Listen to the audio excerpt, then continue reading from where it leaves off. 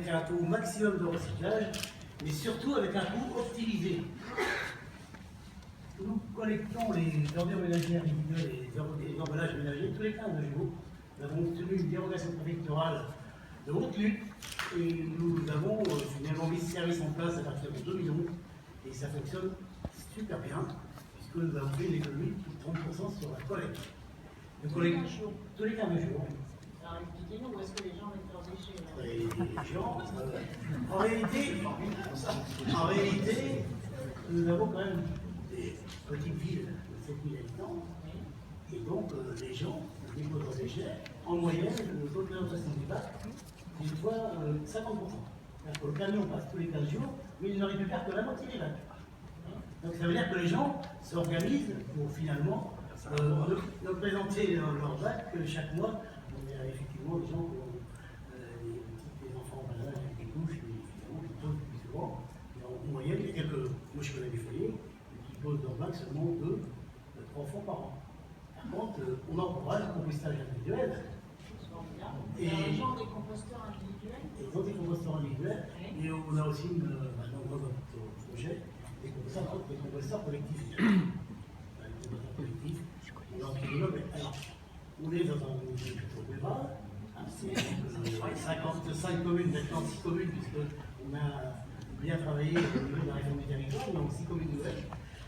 Et donc, les communes même les plus importantes, on arrive à nous passer comme une fois tous les 15 jours pour collecter les ordures ménagères. Mais il nous a fallu une dérogation que nous avons eu beaucoup de mal à obtenir.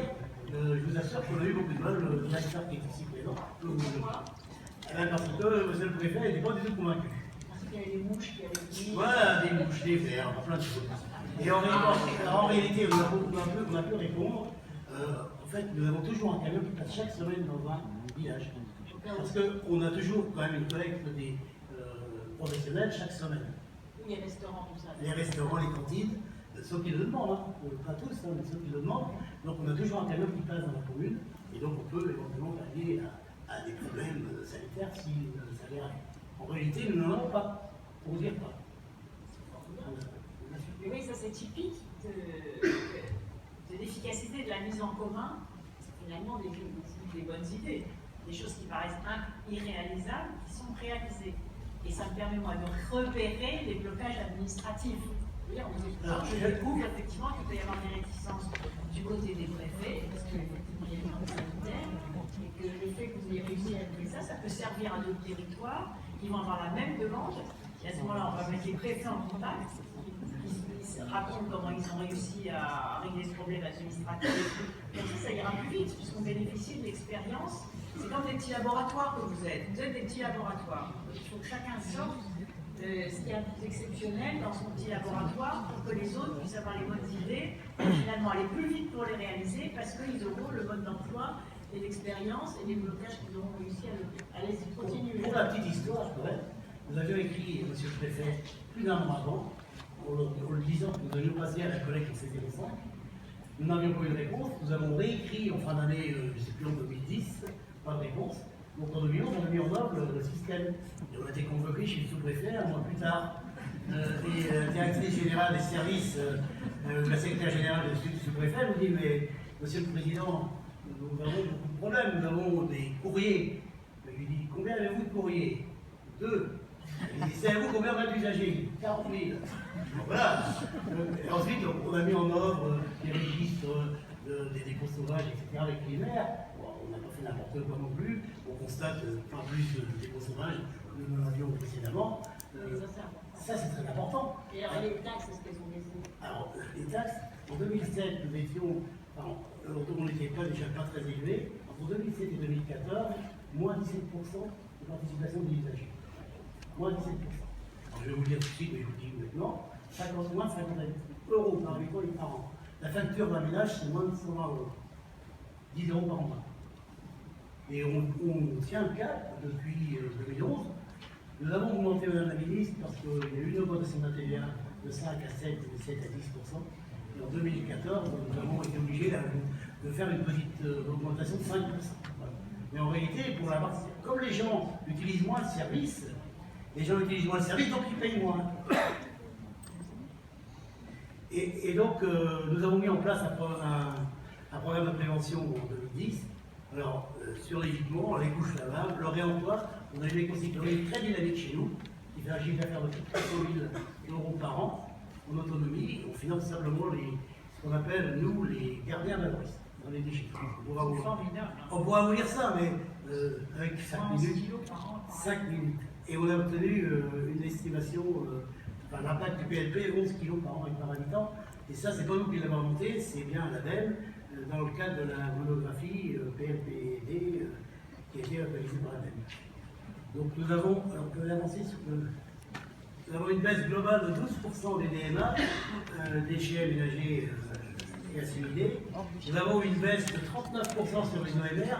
Nous avions 170 kg par habitant, nous sommes descendus à 107, là c'est donc le compte à coup de 2013, mais nous sommes aujourd'hui à 104, 105. Voilà. Alors, Madame la Ministre, je suis désolé de vous dire que nous avons une usine de tri mécanobiologique. C'est pas parfait. Il ne doit pas être parfait. Ça va être parfait. Nous avons une usine de tri mécanobiologique qui fonctionne parfaitement bien. Et on a fait donc un modécom, nous avons constaté seulement 18 kg de matière organique dans les déchets ménagers. 18 kg. Par contre, nous avons 20 à 25% de textiles sanitaires. Et nous arrivons à produire un compost de qualité. Et nous espérons bien, si la loi nous y autorise, de pouvoir faire évoluer notre TNB vers la fabrication de CSR. Et donc nous y travaillons en collaboration avec d'autres secteurs. Voilà, donc c'est le résultat. Donc nous aujourd'hui, la collecte des biodéchets, je connais des collègues dans la salle, on a visité leur syndicat, donc on est très au fait du problème. Si vous voulez, nous on est prêts à accueillir les biodéchets dans notre usine de TNB de manière différente de ce qu'on accueille dans les autoroutes généralement, parce qu'on a un traitement d'odeur qui est vraiment très différent. Donc il faudrait regarder si on ne pourrait pas quand même mettre en commun nos idées là-dessus et nos moyens. On a augmenté beaucoup dans les déchetteries, 24%, mais on n'a pas beaucoup augmenté, on a baissé de 20% de tout venant. Voilà ce que je voulais vous dire sur le plan de prévention. Et le coût du service par habitant, je ne reviens pas, c'est moins de 50 € et c'est, on a baissé entre 2007 et 2014 de 17%. Et on réussit à se tenir. Donc je passe maintenant la parole à Anouk Perrault qui va nous présenter les engagements pour 2015-2018. Bonjour à tous. Donc, nous on a fini notre programme local de prévention, le premier en fin 2014. Donc ça se combinait bien avec l'arrivée des nouveaux programmes. Donc on a été lauréat fin 2014, territoire zéro déchet, zéro gaspillage. Et puis le temps que ça se mette en place avec les contrats d'objectifs avec l'ADEME, on arrive en signature de codec, contrat d'objectifs, en novembre 2015. Donc on commence, on a un codec de 2016 à 2018. Donc nos objectifs, c'est réduire de moins 3% les DMA sur 3 ans. Alors tout à l'heure, M. Bourget disait de moins 12% hors déchets verts. Si on intègre les déchets verts sur notre premier PLP, on est à peu près à moins 3% déjà. Donc là, on se refixe un objectif également de 3%. 75% de valorisation des déchets ménagers assimilés dans notre nouveau programme. Donc hors gravats, ça c'est parce que l'ADEME nous demande de compter sans les gravats, mais on va quand même agir aussi sur les gravats avec du tri pour éviter qu'ils aillent tous à l'enfouissement. 2 zones d'activité qui vont être en démarche d'écologie industrielle et territoriale. Ça, c'est nos indicateurs de programme chronique. Alors, contrairement à notre premier programme, on ouvre beaucoup plus large sur des acteurs et sur des compétences qui ne sont pas à la base du syndicat. Donc, on va aller travailler avec les entreprises, notamment, ce qui n'est pas notre public premier. Et c'est ces nouveaux contrats qui nous permettent de venir comme ça sur de nouveaux acteurs.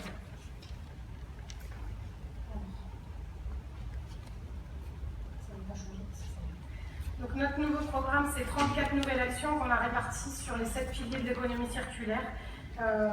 Des actions de consommation responsable. Alors, comme tout le monde, on s'inspire aussi de ce qui se fait ailleurs.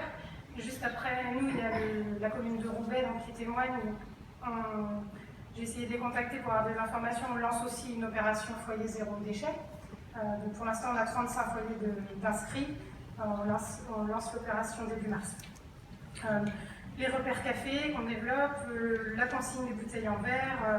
On a un gros travail de collaboration avec la Chambre d'agriculture et la CCI aussi sur l'approvisionnement local, la réduction des déchets, du gaspillage alimentaire et du compostage en restauration collective, et aussi en restaurant d'entreprise et dans les commerces alimentaires. Des démarches d'éco-conception dans nos marchés publics, voilà. Et des actions aussi en bout de chaîne sur le recyclage avec l'extension des consignes de tri, le CSR.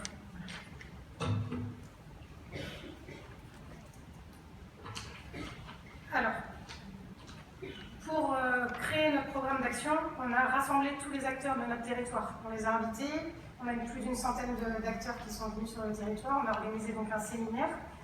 Le matin, on a fait un partage d'expérience. Les différents acteurs du territoire ont montré ce qu'ils avaient fait en mutualisation dans les zones d'activité, par exemple. Une crèche en couche lavable, des témoins comme ça. Et l'après-midi, on a travaillé en groupe de travail avec les entreprises, les associations du territoire, les chambres consulaires, pour créer le programme d'action de 34 actions que j'ai cité tout à l'heure. Donc, nous, on anime, mais on a aussi beaucoup d'acteurs sur le territoire qui vont participer au programme et qui vont mettre à disposition du personnel aussi pour nous, grâce au levier de l'ADEME, que vous pouvez utiliser, d'animation territoriale avec les partenaires. Ainsi, on a fait 5 contrats avec des partenaires locaux, les 3 chambres consulaires, plus une association spécialisée dans le jardinage naturel, une association spécialisée dans les animations scolaires. Et ces 5 partenaires mettent chacun un ETP, une personne à travailler sur notre dossier. Donc plus notre personnel en interne, on arrive à une équipe à peu près de 10 personnes sur le contrat d'objectif.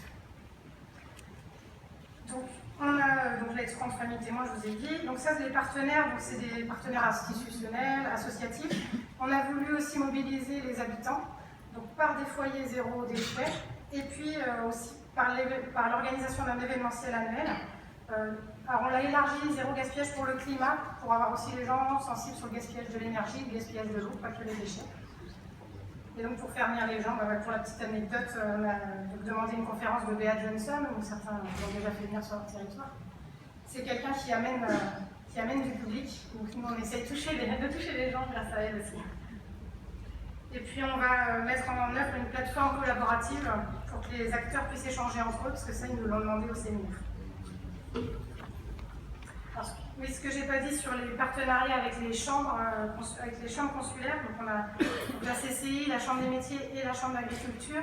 Sur 3 ans, avec les objectifs qui se sont fixés, on devrait toucher à peu près 600 professionnels. Du petit artisan à la grosse entreprise au restaurant commercial. Voilà. C'est formidable.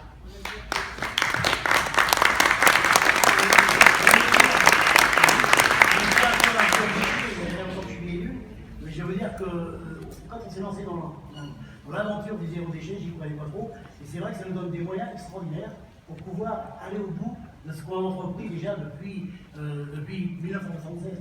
Alors justement, qu'est-ce que vous avez comme aide financière? Qu'est-ce que vous avez fait? Alors nous avons obtenu, comme nous sommes très près des 100 000 habitants, bientôt à 120 000 habitants, nous avons obtenu 135 000 € par an en 2 ans, et nous obtiendrons en 1 € par habitant, donc 120 000 €. Oui. Bon, ça fera bien. Donc ça, c'est très important. Et ce qui est très important. Avec cet argent. Ça c'est pour le futur programme. Qu'est-ce que vous allez faire? Ça c'est pour Tout le futur. ce qu'on vous a dit. Ça c'est ce que j'ai expliqué tout à l'heure. Oui. Avant, on avait des financements. Avant, on avait 100 000 € pour le PLP, on avait 100 000 € par an. Donc, ce qui nous a permis de faire tout ce qu'on vous a expliqué. Et maintenant, nous avons 135 000 € dans 3 ans. Et ce qui nous aide plus particulièrement, c'est le levier par rapport aux chambres consulaires, les aides que l'ADEME apporte sur les équivalents temps plein des chambres consulaires. Et alors, qu'est-ce que vous avez fait avec cet argent? C'est ce qu'on va faire. Qu'est-ce que vous avez fait? L'animation. L'animation. Ça permet aux chambres consulaires de recruter des personnes pour aller Faire les entreprises. Rencontrer les systèmes d'entreprise. qui ne sont pas notre public premier, mais qui sont leur public. D'accord. Vous montez les actions, les réunions. Oui, parce que l'objectif, c'est de ne pas toucher à notre redevance incitative. L'objectif, c'est pas de faire payer du loyer. Et est-ce que, par exemple, vous avez cofinancé des composteurs? très bien, c'est de payer des choses pour les gens. On le fait aussi. La tentation, c'est souvent d'utiliser des subventions pour payer des emplois dans les chambres consulaires. Mais après, on ne voit plus la couleur de. L'enveloppe du collecte qui nous est attribuée n'est pas pour les chambres consulaires. À la base, c'est d'autres leviers à thème qui sont utilisés pour l'animation territoriale. Parce que nous, on a Est-ce que vous avez payé des choses aux gens? Je sais pas, des composteurs, les composteurs individuels, on finance les composteurs collectifs, on subventionne les couches lavables, on subventionne les broyards. Les couches lavables, comment ça marche par exemple? On a plusieurs systèmes. Une famille, une crèche qui veut des couches lavables, on leur finance à hauteur de 50%, par exemple, pour une crèche, l'achat de l'équipement. Pour une famille, selon le nombre de couches lavables qu'ils achètent, on a des subventions. On s'était inspiré aussi de ce qui se faisait à Quimperlé, je ne sais pas si on va dans le coin, mais qui faisait avant nous. Pour les couches lavables, c'est ça. Après, on a aussi investi dans des lots à la location pour permettre aux familles d'essayer les couches lavables avant, parce que c'est souvent un frein de des couches lavables. Donc, le fait de pouvoir louer avant à petit prix, ça leur permet de découvrir s'ils sont capables de les utiliser et de le faire. Donc, on a investi dans des lots de couches lavables. Et sur le gaspillage alimentaire? Alors, sur le gaspillage alimentaire, on a un gros travail auprès de la restauration. Ce qu'on fait, c'est des diagnostics. On propose gratuitement dans les restaurants et dans les commerces alimentaires des diagnostics de la quantité de déchets qu'ils jettent sur ces produits. Et on les aide à réduire, alors pas que sur le volet gaspillage alimentaire, on veut aussi voir comment ils s'approvisionnent plus localement, avec des emballages en conditionnement plus importants, vraiment faire toute la boucle. Et sur ce qui leur reste à la fin, on les accompagne, on leur offre l'accompagnement pour mettre en place du compostage de leur reste de repas à la fin. Parfait. Est-ce qu'il y a des questions à leur poser? Non? Merci beaucoup.